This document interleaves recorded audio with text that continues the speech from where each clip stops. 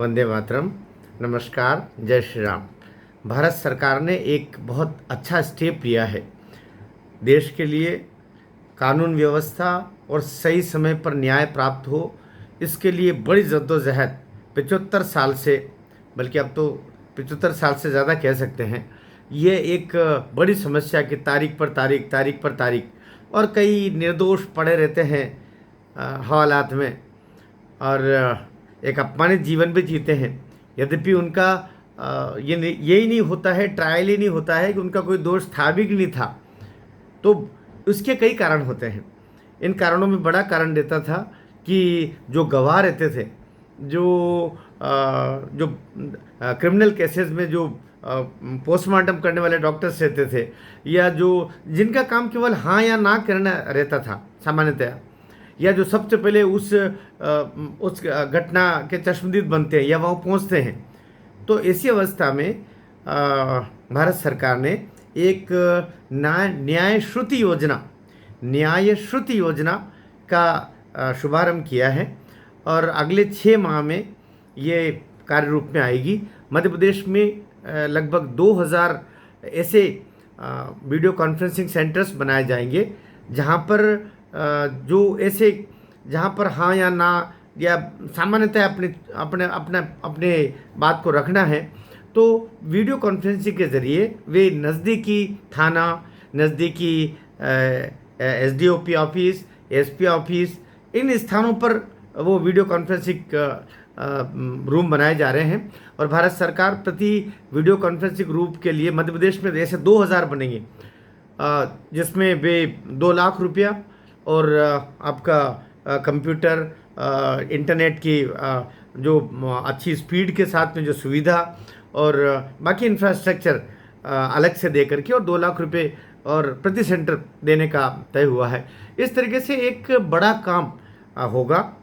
सामान्यतः हम उदाहरण के रूप में देखेंगे कि कोई एक्सीडेंट होता है, एक्सीडेंट होते ही वहाँ पर सबसे पहले किसने देखा, कोई उठा करके उसको हॉस्पिटल लेके गया, सबसे पहले किस डॉक्टर ने देखा। डॉक्टर, भगवान न करे कोई ऐसी बात हो गई कि उसका मृत्यु हो जाती है, तो पोस्टमार्टम करने वाले, तो साथ में परिवारजन कौन आता है, तो बहुत सारी चीज़ें जो गवाह रहते हैं।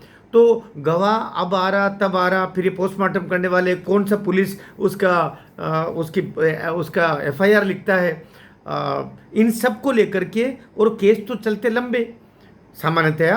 तो फिर कई दफ़े पुलिस अधिकारी एक जगह से दूसरी जगह ट्रांसफ़र हो जाता, तो वो कई दफ़े उनका ज़िला बदल के दूसरी जगह हो जाता, उस ज़िले से फिर वो कोर्ट में आते हैं, कई दफ़े नहीं आ पाते हैं। वो डॉक्टर जिसने उसका ऑपरेशन किया, या फिर उसका भगवान न करे उसकी मृत्यु हो जाए, तो उसका पोस्टमार्टम किया, तो पोस्टमार्टम किसने किया, तो केवल हाँ या ना सुनने के लिए डॉक्टर को वहाँ आना पड़ता है। और क्या जज साहब केवल ये पूछते, क्या ये आपने किया, हाँ ही होता, लेकिन उस हाँ सुनने के लिए कई तारीखें लगती रहती। इस तरह वो एफआईआर ये आपकी लिखी हुई है, ये सुनने के लिए कई दफ़े वो जो टीआई होता है या एएसआई होता है, या जो भी कोतवाल प्रमुख जो रहता है वहाँ पर, वो उसको लिए, और उसके थाने बदल जाते हैं, तो फिर आने में उसको समय लगता है। गवाह भी इसी तरीके से।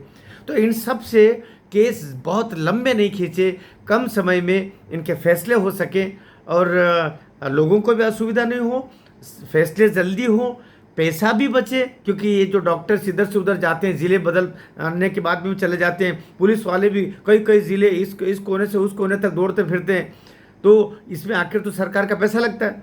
तो सरकार का भी पैसा लगेगा, समय की भी बचत होगी, फैसले भी जल्दी होंगे। इसके लिए पूरे देश में एक बड़ी योजना, ये न्याय श्रुति योजना भारत सरकार ने लागू करना तय कर लिया है। और मध्य प्रदेश में अगले 6 माह में, और देश में भी इसी तरीके से विभिन्न राज्यों में ये योजना लागू हो जाएगी। मैं सोचता हूँ कि गवाह, डॉक्टर्स, छोटे छोटे प्रकरण जो बनते रहते हैं, वे उनका निपटारे जल्दी हो, और बड़े प्रकरण भी उनके भी निपटारे जल्दी हो, जो दसियों साल चलते रहते हैं, वो शायद बहुत जल्दी हो जाएंगे। ये भारत सरकार की इस योजना के लिए बहुत साधुवाद, और इससे बहुत युगांतरकारी परिवर्तन आएगा।